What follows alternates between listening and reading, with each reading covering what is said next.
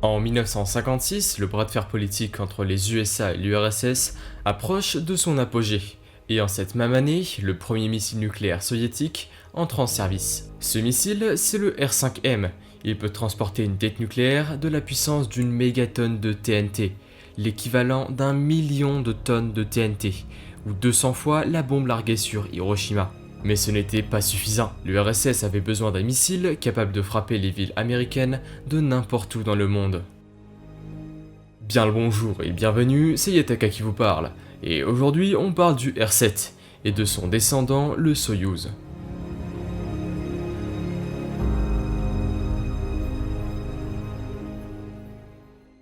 Comme pour les États-Unis ou la France, l'histoire du programme spatial soviétique commence avec le missile V2 allemand. Avant même la fin de la Seconde Guerre mondiale, les soviétiques avaient déjà envoyé des ingénieurs et des scientifiques pour récupérer les restes des fusées Agathe allemandes. Parmi les spécialistes envoyés récupérer les recherches allemandes se trouve un jeune ingénieur fraîchement sorti du goulag, un dénommé Sergueï Korolev.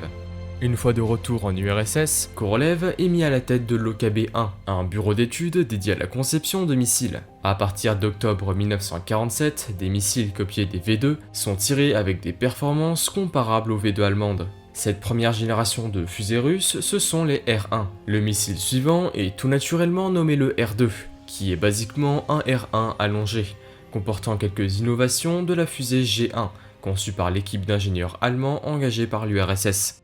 Le prochain grand pas en avant technologique se fait en 1953 avec le missile R5 qui a une portée de 1200 km.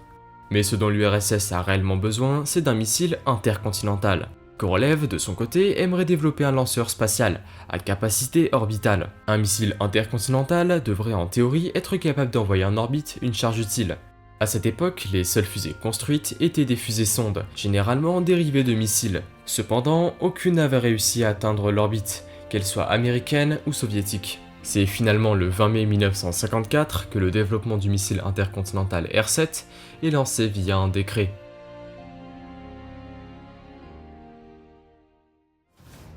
Pour l'équipe de Korolev, le défi est immense. Ils n'ont jamais conçu de missile à tête nucléaire, et encore moins avec de telles capacités. Le R7 doit en plus se détacher le plus possible de l'héritage allemand. Un des grands défis technologiques d'un missile intercontinental est la nécessité d'un second étage. Mais un second étage doit par définition être allumé après le largage du premier étage. Le problème, c'est que la mise à feu en vol des moteurs fusées est très mal maîtrisée à l'époque. Pour pallier ce problème, le R7 n'aura pas de second étage à proprement parler. Tous les moteurs de l'engin sont bien allumés au sol, mais la solution trouvée par les ingénieurs est la configuration en fagot. Le missile est constitué d'un étage principal et de 4 étages d'appoint, qui sont largués après 125 secondes de vol. Le corps principal étant plus grand et transportant plus d'ergols, il continue de voler 2 minutes après la séparation. Ces boosters latéraux mesurent 2,6 mètres de large pour 20 mètres de longueur. Au total, le missile a une masse de 267 tonnes, presque 10 fois plus que le R5M. Pour propulser cette monstruosité, il va falloir des moteurs tout aussi monstrueux pour l'époque. Ce moteur est pratiquement 10 fois plus puissant que son prédécesseur, le D140. Qui était une copie du moteur du V2. Ce moteur, c'est le RD107, un moteur au RP1, un dérivé du kérosène, et à l'oxygène liquide, d'une poussée de 120 kN. À l'époque, les systèmes de contrôle en vol étaient très inefficaces.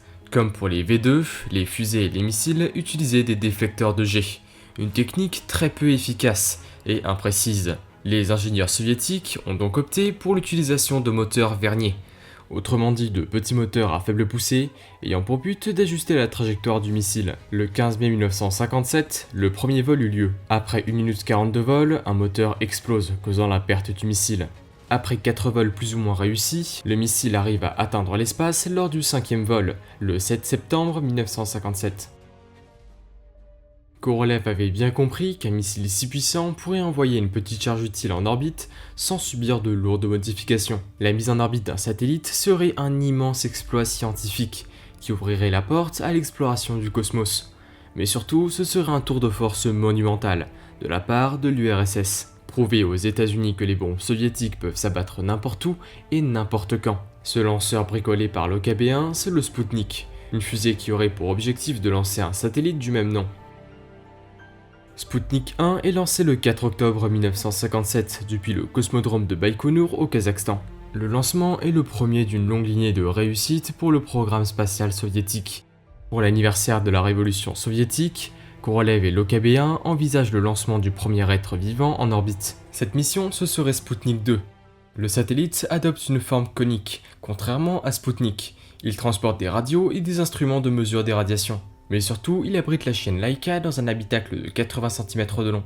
Sputnik 2 transporte aussi les systèmes de support de vie dont aura besoin la chienne. Les réserves d'oxygène et de nourriture sont suffisantes pour 10 jours de mission, après quoi Laika devra être euthanasiée pour éviter les souffrances et le stress de la rentrée atmosphérique. Sputnik 2 décolle le 3 novembre 1957. Le décollage était un cauchemar pour la chienne. Le bruit, les vibrations et l'accélération la firent énormément paniquer, alors qu'elle était plaquée au sol par les jets. Son rythme cardiaque passa d'une centaine de battements par minute à 240, et l'absence de pesanteur une fois en orbite ne fit rien pour améliorer la situation.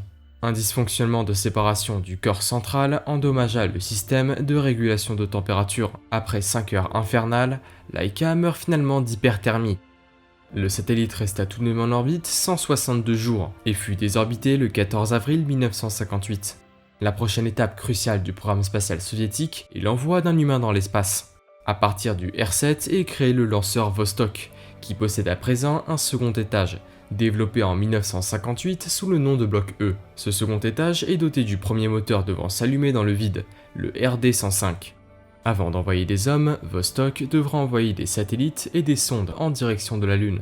Après 4 échecs, le lanceur Vostok arrive finalement à atteindre l'orbite, le 2 juillet 1969, et envoie la sonde Luna 1 en direction de notre satellite naturel. En avril 69, les plans du vaisseau prévoient l'envoi d'un unique cosmonaute en orbite basse terrestre. Pesant plus de 5 tonnes, le vaisseau nommé Vostok peut résister aux plus de 3000 degrés de la rentrée atmosphérique, grâce à un bouclier thermique de plus de 1300 kg. Malheureusement, le moteur, le RD-105, n'est pas suffisamment puissant pour mettre en orbite le vaisseau. Une version plus poussée et plus puissante du RD-105, nommée RD-109, est donc développée. 6 vols tests sont réalisés entre 1961 et 1963, dont un échec qui coûtera la vie à 2 chiens.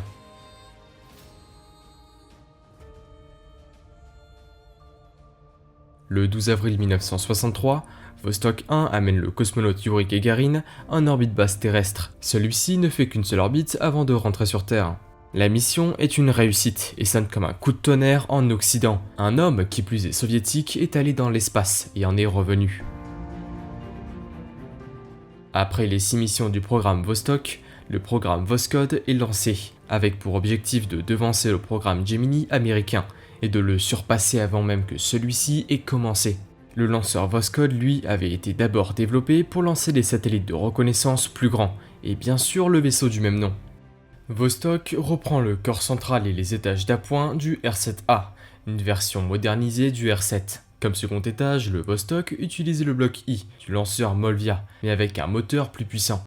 Voskhod 1 doit envoyer 3 cosmonautes, le commandant Vladimir Komarov, l'ingénieur Konstantin Feoktistov et le médecin Boris Yegorov. Avec le programme Gemini, les Américains ne prévoyaient d'envoyer que 2 astronautes par vol, et uniquement des pilotes d'essai et des militaires. Voskhod 2 doit envoyer 2 cosmonautes et réaliser une sortie extravéhiculaire, grâce à l'ajout d'un sas pliable. Les 2 missions sont des succès, malgré le retour sur Terre difficile de Voskhod 2. Les soviétiques menaient de loin le balai de la course à l'espace. Le premier satellite, le premier homme dans l'espace, la première sortie extravéhiculaire, la première femme dans l'espace, Valentina Tereskova, et bien d'autres exploits.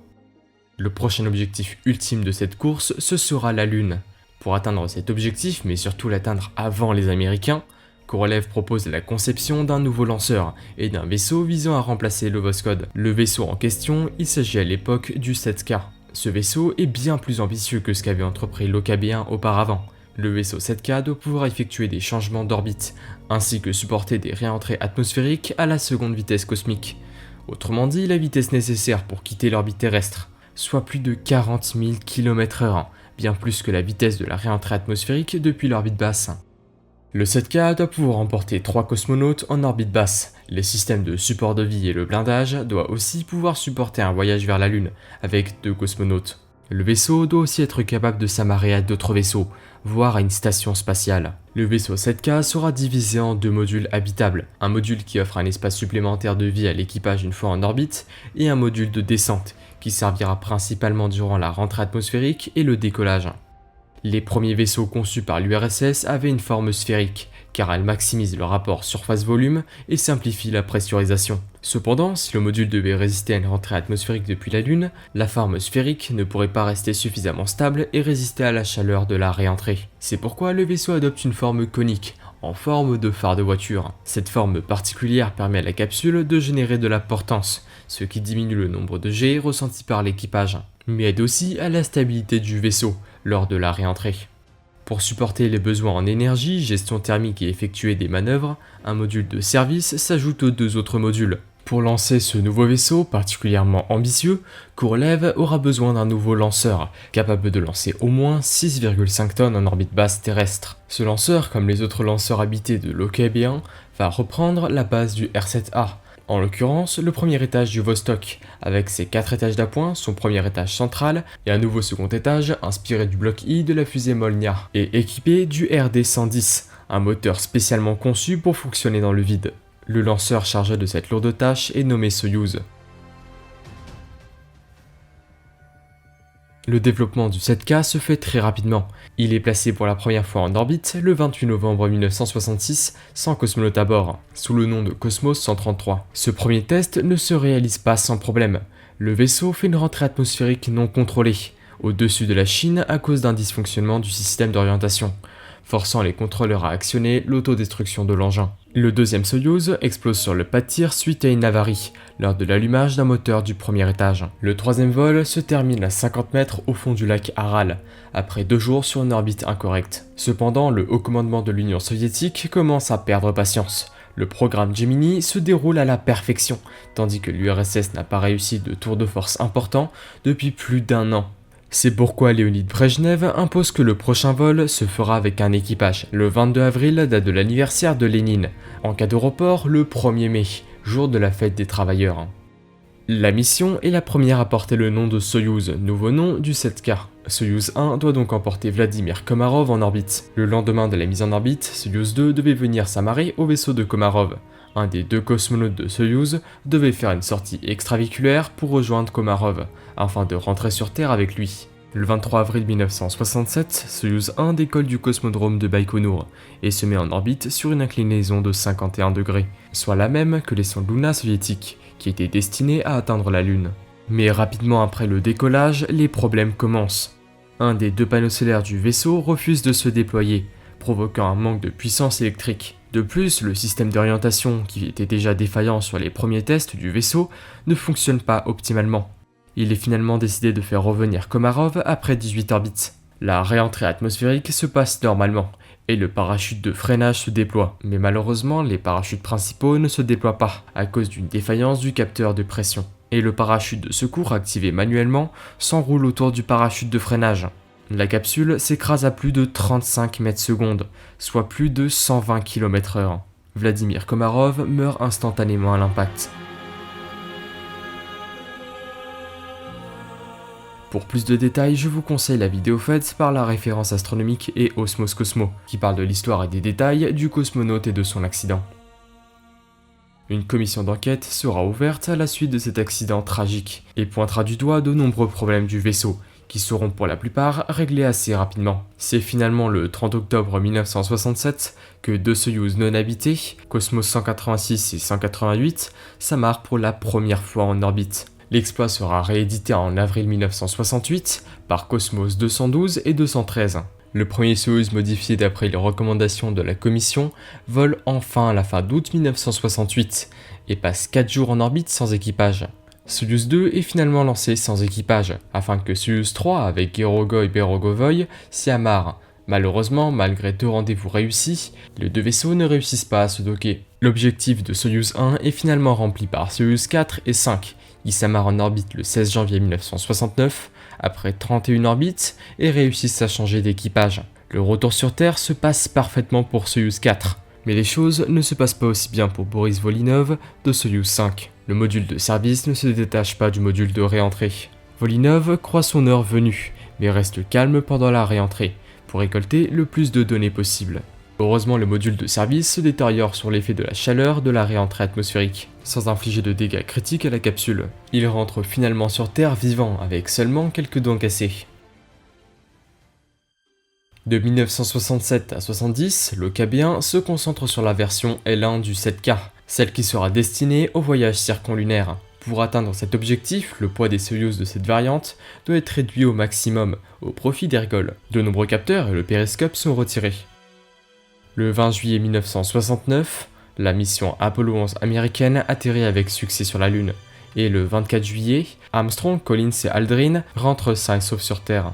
Les échecs répétés du programme soviétique, alors qu'en parallèle les États-Unis avaient réussi un quasi sans faute pour atteindre la Lune, enterra le programme lunaire soviétique. Mais là où les soviétiques pouvaient encore doubler les Américains, c'est dans le domaine des stations spatiales. De Salyut 1, la première station spatiale à l'ISS, le Soyouz a toujours été le premier moyen de transport de cosmonautes. Et entre le retrait des navettes spatiales et l'entrée en service de la Crew Dragon, des astronautes en général. De son entrée en service à aujourd'hui, le Soyouz n'a cessé d'évoluer, passant de version en version, améliorant chacune ce vaisseau d'une fiabilité encore inégalée. Sur plus de 144 vols de vaisseau Soyouz, seules 2 missions se terminèrent tragiquement. La simplicité, la redondance des systèmes et la grande expérience soviétique en matière de vol habité a fait du vaisseau l'un des plus sûrs de l'histoire. La configuration de lanceur R7 est à la fois la plus vieille et la plus lancée de l'histoire, mais elle pourrait bien disparaître d'ici une décennie. Le remplaçant du Soyouz, Oriol, doit être presque 2 fois plus volumineux, avec ses 17 mètres cubes contre les 9 mètres cubes du Soyouz. Comme le Soyouz à l'origine, il pourrait en théorie supporter le vol habité vers la Lune, mais pour atteindre l'orbite, celui-ci utilisera Soyouz 5, un lanceur qui, malgré son nom, n'a rien de l'héritage du R7. Soyouz 5 utilisera le RD-171, une variante du RD-170, qui propulsait les étages d'appoint d'Energia. Soyouz, héritier de Gagarine, a été conçu pour atteindre la Lune, mais fut détourné de cet objectif. On verra des hommes et des femmes de tous les horizons parmi les étoiles.